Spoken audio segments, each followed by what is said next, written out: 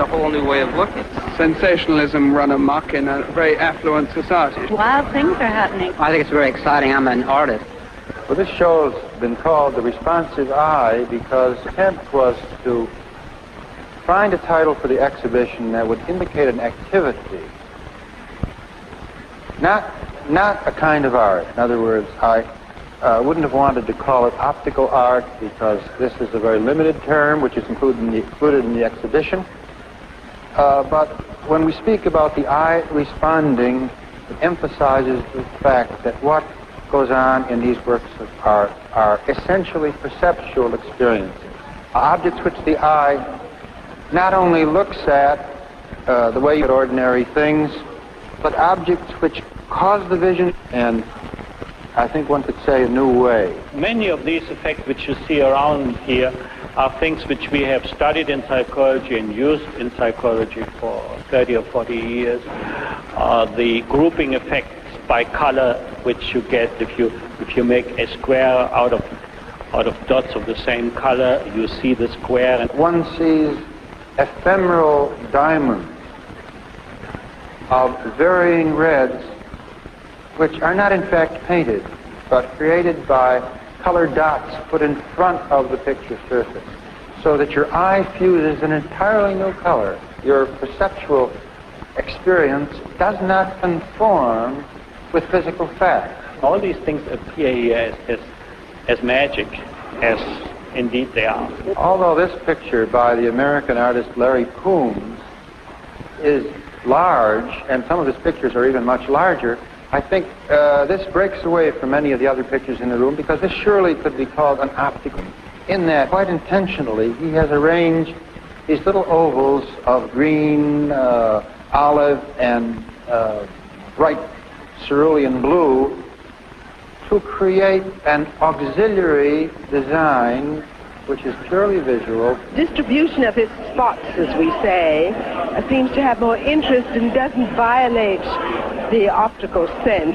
The one with the orange circles that are jumping? Yeah. Except they're really green, Charlie. But here you have some interesting figure and ground effects. You see these, I don't know whether you can see it, these are cutouts. That is, this is a green board in front, and then there are these cutouts. Now, as you look at it, you can see them as holes because there's a light coming from above and showing it to you. But if you cover it up, and probably the artist wanted it that way, you can see immediately how now the circle comes to the fore, and you see a positive object and probably a round object, because now the shades tend to round it and it comes forward. Much of what you're seeing here can be explained on principles of vision and ideas of vision which have been established way back in the early and the middle of the 19th century. What we're dealing with are optical illusions. The idea of where a shadow falls on something tells you whether something is indented or whether it actually is concave or convex. If you take a picture of one of these things which looks like it's convex side down, it'll look concave to you because the shadow which is cast, in your experience, either falls below or above, depending on the fact that the sun's up above, and would really give you that impression. Many of these effects do not seem to take place in the retina, at least I don't think so. But these do. What you see in this particular case are after images of these circles.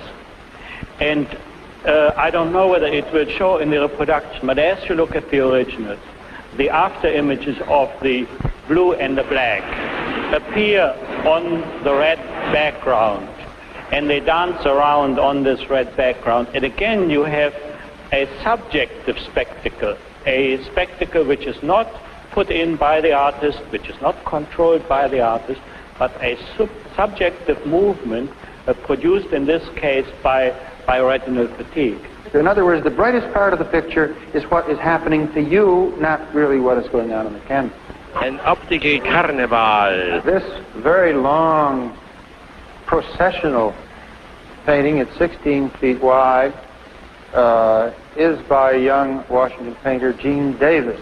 And the picture moves from left to right as we walk along almost like a piece of music. And I know that the artist thinks very much in terms of rhythms, music, jazz in making these pictures.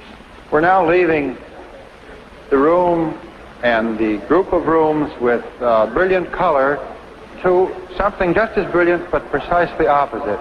You see ahead of you what appears to be 4 undulating planes, concave and convex, in black and white. As we approach closer and closer, you'll see that this is not actual 3 dimensions. In other words, this is not a piece of sculpture.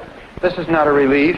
Part of it is certainly that a human being would be willing to sit down and make, let's say, 5,000 dots. You see, means a kind of a combination of masochism and protest.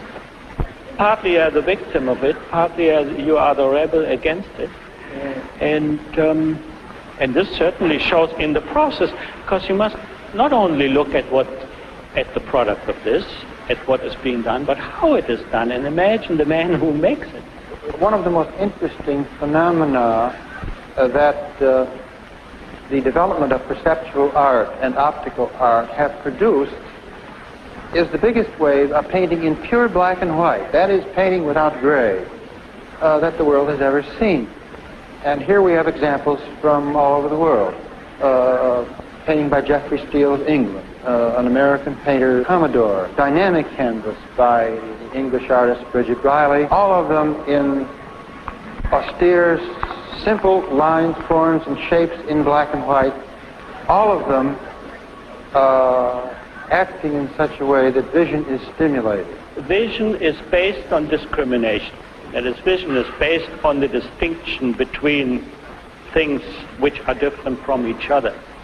If you put the human mind in a situation in which this distinction is no longer there, you get your brain in a situation in which the eye jumps the track. You jump from one groove to the other because these lines can no longer be distinguished from each other.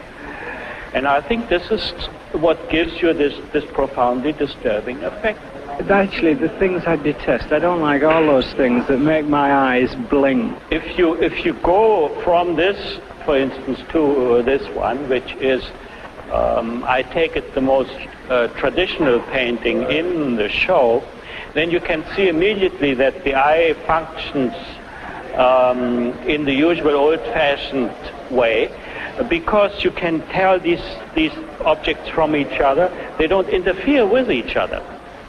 And I think this is the main distinction, while here you don't know where you are. I think the logic in it is a very important aspect that we mustn't underplay. Again, I think I can speak for all the paintings. They are logical structures, much more than optical tricks. They have an optical trick. They have an optical sensation. They produce a sensation. The sensation aspect of them is important. Yes, it's important, but only insofar as it engages the attention. Do you understand? It engages the attention while the other really more important things. And in this way, it's not so different from any other sort of art going back. It's got roots. It's got roots, this kind of art. This belongs into a development we have had in the 20th century of what you might call anonymous art. I think this is the latest phase of anonymous art, in the sense that it looks as though it were not done by anybody in particular. You see?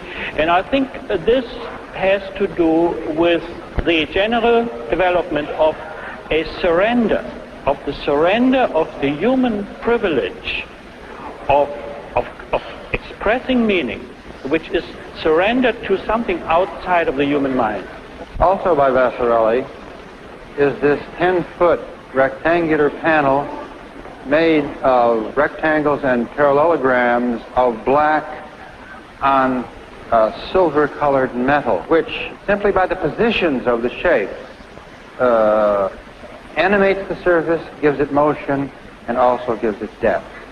You find in many of the things we look at here that motion is very important. Not motion that is produced mechanically, but motion that is produced physiologically, subjectively, psychologically. And this sort of thing I've used in lectures to show how the three-dimensional effect comes about.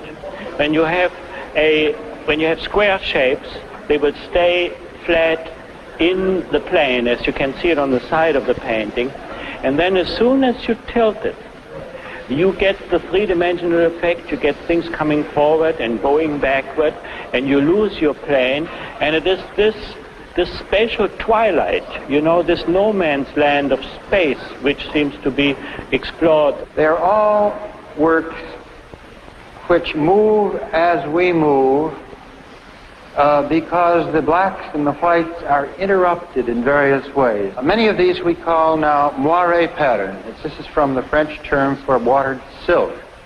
And by this we describe an effect which occurs when crossing at an angle which is not too great, produce these amazing movements, vibrations, curvilinear forms of various kinds.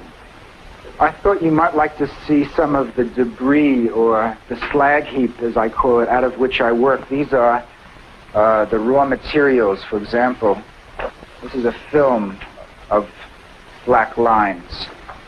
And these are photographs of some of the black lines. By putting, for example, this film over this photograph, the illusion of movement. So, because this is actual movement, but I'm turning it so that you can see it in the camera. This still is only the raw material so far as I'm concerned, because I only use the Moire patterns as a help to delineate the planes and the edges that I'm involved with. Yeah, it's a beautiful work. Makes me feel delighted.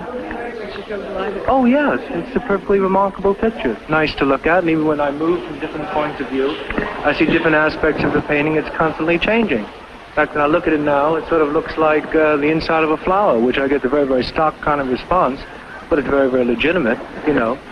And it's just like optical painting of all times. Painting is always related to that in one way or another. I mean, whether it be the Impressionist painters who were concerned with optics, or maybe Raphael, who talked about it from the inside out, but it's always concerned with the same issues, you know, how to make art and how to make people look at things and learn something about their own lives. Well, this is, of course, the famous Moire effect. Now that's something. Which the scientists have been using a great deal. It's the sort of thing which you get if you take two regular patterns and you overlap them and you move them against each other. Then you get a new set of shapes which you can use scientifically for various purposes. Now, the interesting thing aesthetically, I think, is that here you're getting shapes which are not done by any person.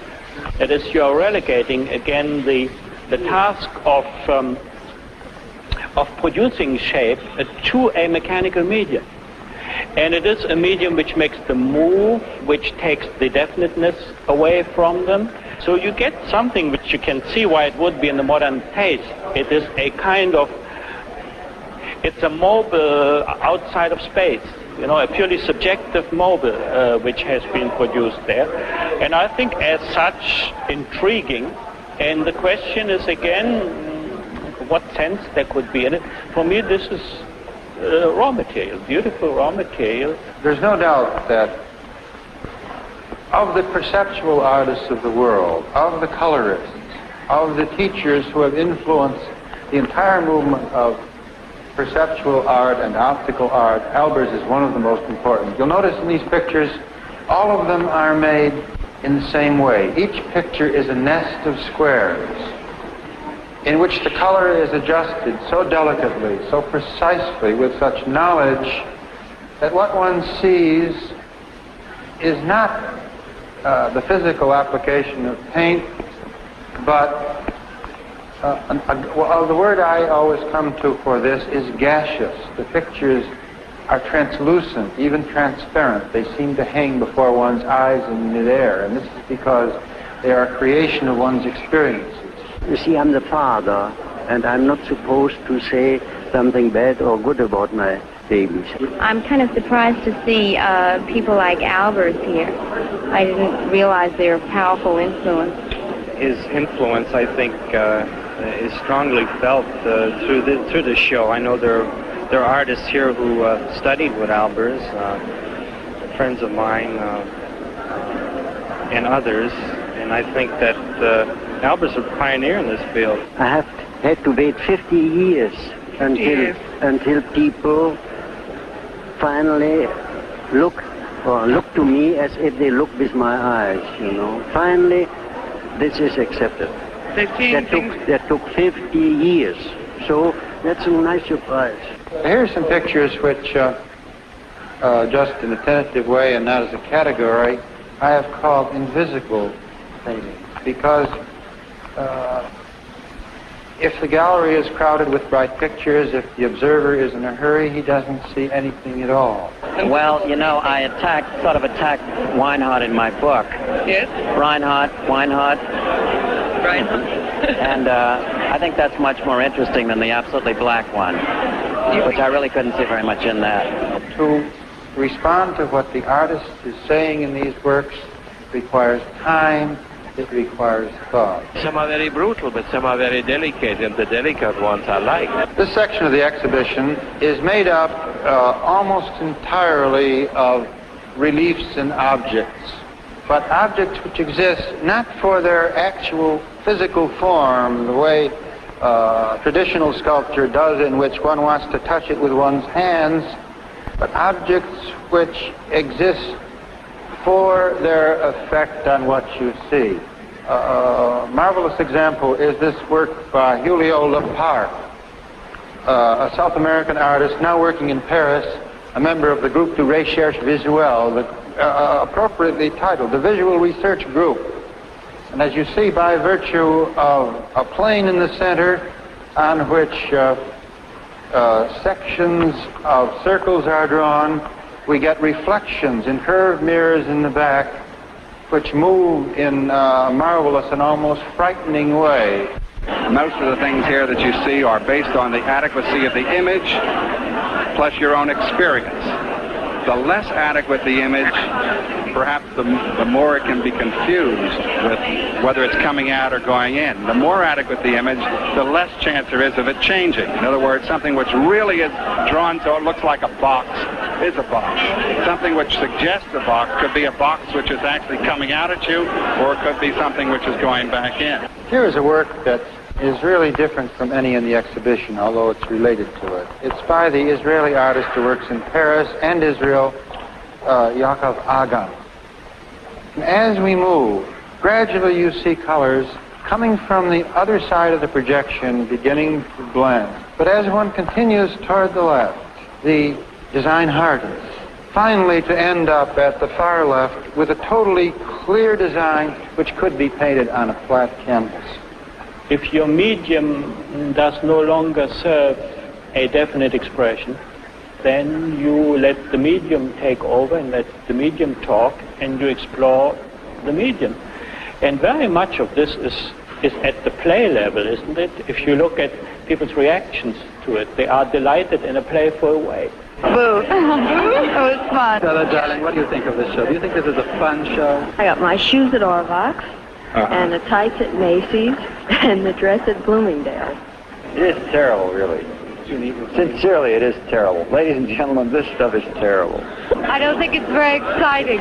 I own a few people. I think the English are the best. Of course, it's not because you're here, but because I have a Riley and a Steele. And I think really that all this movement was started by the English. I'd love to buy one for my museum. You'd like to buy one but for your they said there are none for sale here. No, I don't call it op art. I think it's perfectly ridiculous. I bought a Bridget Riley long before it was op art, as I did. That was an invention by American journalists. I see. And I hope the British haven't picked it up, but no doubt they unfortunately will. We picked up pop art from you, you know. And I think both terms are reprehensible and unfortunate. I think it's a very interesting experiment. I don't think it's art. I think the show is delightful, but let's not call it op art. I think we in the museum have picked the right title. The responsive eye. It's the responsive eye, and you let it go with that. But how can you include Albers and a Foister? For instance, a Foister depends on your moving your head like this. And Albers you can soak yourself in as you can in a Rothko, which has nothing to do with the responsive eye. On the other hand, it's nice to make different slices through art and to show them. That's fine. But just leave them out of architecture. Fine. I'm in the fashion field, and last fall it suddenly occurred to me that the idea of the optical illusions where on a flat surface and still objects you still are able to create the feeling of movement, that it might be a good idea to experiment and see if I couldn't make some print fabrics out of it. And so I took 4 paintings which I owned, one this Bridget Riley, one an Anishkevich, or Vassarelli, and a Stanjak, and I had print fabrics made out of them, not exactly as the paintings were done, because they had to be ordered in accordance with how fabric has to be cut and worked. And as I turn to this painting, for example, this line, which is the greatest amount of optical illusion in this Bridget Riley, it turned the other way on the dress so that it is a descend to one side of the dress. Of course, the styles, due to the excitement in the fabric itself, all had to be basically very simple. But I did even manage to create 2 that were evening dresses. One from an Anishkevich painting in red chiffon, and one in a linen-y fabric from a Vassarelli with a pleated skirt that when you walk, it's just dazzling. It didn't just come up out of the ground. It came out of such dedicated men as Dvorkov and Kenneth Nolan. I find I'm a little dizzy, and my eyes feel very stimulated after looking at it. It's a lot of paintings you look at and you think, well, what's the form, what's the structure? And in this, it just affects you immediately. You don't even have to think about it. Some of them, but some of them I wouldn't dare have in my house. Hang it in my home?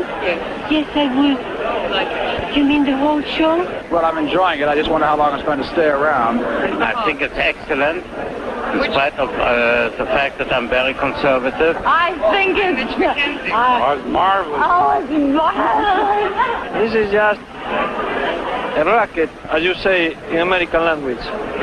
Believe me, it is nothing. But I've been dazzled by what I've seen already. This is a factory of brainwashing, where they wash the brain. I wish it was more quieter, you know, and wouldn't upset my stomach so much. Right. But I think that the problems they're involved in are at least plastic enough to be considered here. Yeah, I think it's a very stimulating exhibition. I hope to come back tomorrow and really see the exhibition. Yeah, as much work as there is here tonight, it's really too much to take in at one time. There are lots of possibilities for many new directions. As a human being, I think is a rather brilliant concoction. We had the construction without the impulse in the school of Mondrian, and we had the impulse without the construction in the abstract expressionism. And here you have both of them together, but both of them surrendered. That is, neither the construction nor the impulse comes from the artist. Construction is done by the geometry, and the impulse is done by the physiology, and this is what you get. I didn't know what to expect. It's really doing something to my mind. I don't understand it. I think they're very, very intriguing. Well, it's all technique. Oh, it's lovely. I'm delighted to see such marvelous coloring of art. It's almost hypnotic. I think this sort of painting has content in precisely the same way that music has content. It looks like phonograph records. There are no great hidden meanings. Confuses me. It's very interesting. All these seem to be moving. I don't know. It's a kind of a thing a madman might put on a cell wall in order to drive somebody crazy. I guess that's an emotional response. I just get angry. I have a lot to say, but I won't say it. It's just a little bewildering and upsetting, and I prefer not to look at it after a while. I want them to move. This sort of thing right here, I don't much care for. I don't get anything from it at all. This is what art's come to. It's stunningly decorative. It wouldn't make good linoleum. I'd say they're all more or less mathematical, aren't they? They've got mathematical implications. Oh, I think it's very nice. It's interesting. It's very clean. Brilliant. It's fun, you know. I'm speechless.